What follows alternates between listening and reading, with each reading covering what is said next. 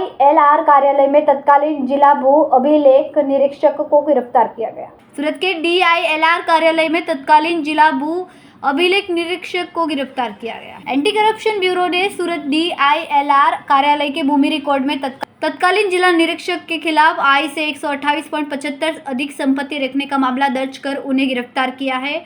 Duty के दौरान उन्होंने भ्रष्टाचार कर अपने और अपने आश्रितों के नाम पर अवैध तरीके से संपत्तियां खरीदी।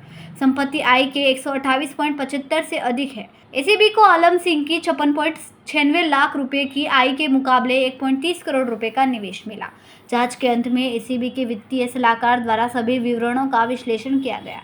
आरोपी आलम सिंह ने जानबूझकर खुद को अवैध रूप से समृद्ध करने के लिए अपने वैध कर्तव्य के दौरान एक लोक सेवक के रूप में अपने पद का दुरुपयोग किया। विविध भ्रष्ट तरीकों को अपनाकर भ्रष्टाचार के माध्यम से धन प्राप्त करके उन्होंने धन का उपयोग कर अपने और अपने आश्रितों के नाम पर संपत्तियों का निवेश करने में किया। संवाददाता अजय शेंदानी, BHP न्यूज़, सूरत।